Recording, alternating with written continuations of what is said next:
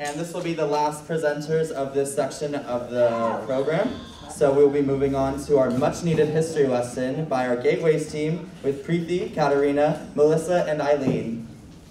Yeah!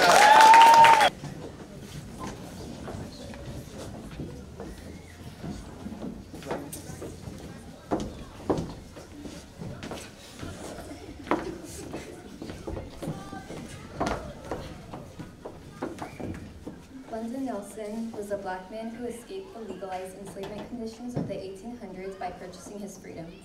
He later donated his estate to the Santa Cruz City School District prior to passing away. This contribution was vital to creating what is now known as the Santa Cruz City Schools Administration's Office. Yet, the building you are sitting in right now, named to honor his memory, was misspelled as L-O-U-D-E-N instead of L-O-N-D-O-N, Nelson Community Center, until 2021, when it was finally corrected.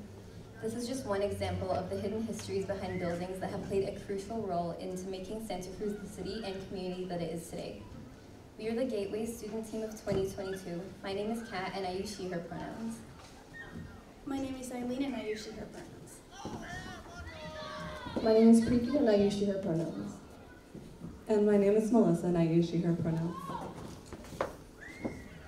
And the focus of our project is racial injustice in Santa Cruz. There is a long history of racial injustice in Santa Cruz.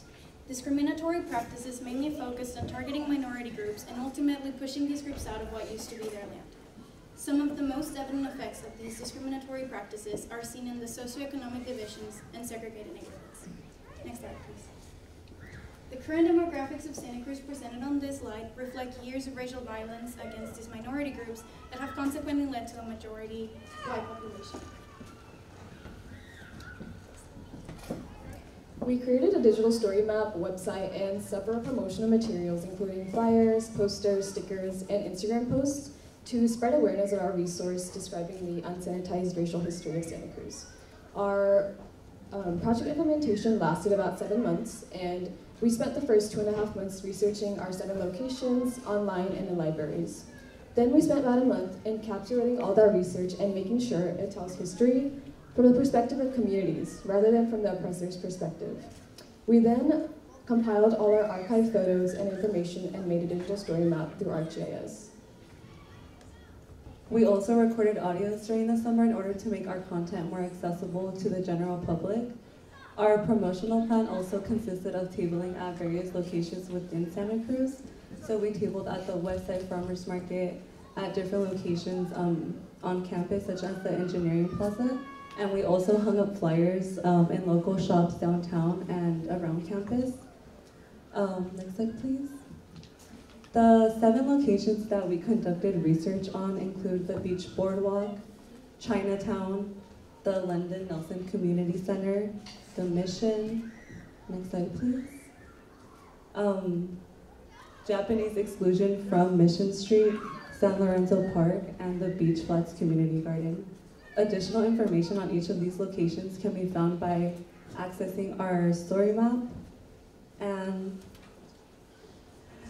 we also reached out to local elementary school teachers, specifically 4th grade teachers, since 4th grade is around the time that students start learning about California's history. So we wanted to emphasize them learning it from the right perspective. In terms of impact, we recorded over 1,000 views on our story map since we released it, with about 5 to 6 views average a day. We've also heard back from several elementary school teachers who said that they'd be interested in using our resource for their students. Next slide, please. We've learned a lot throughout this project. The details matter and the language has to be intentional. With that being said, pivoting is almost always going to happen, but making the most out of these changes has allowed us to bring this project to you today. Communication is key, especially when a team member is going through capacity changes. And taking on different roles throughout this project implementation has allowed us to learn different things and ultimately facilitate different tasks.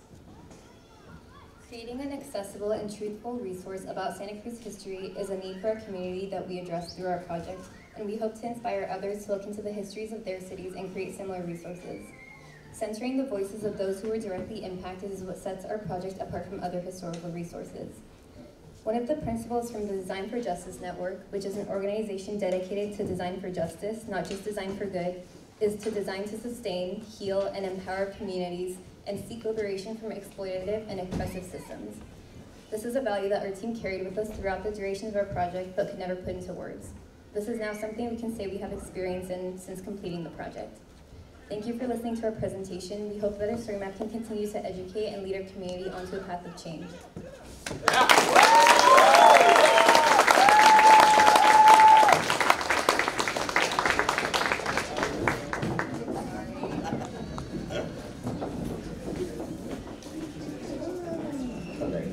Amazing work, ladies. You have compiled a much-needed resource for the people of the city to access. The Gateways team truly never misses. That has been our first section of presenters. Please give them a huge round of applause.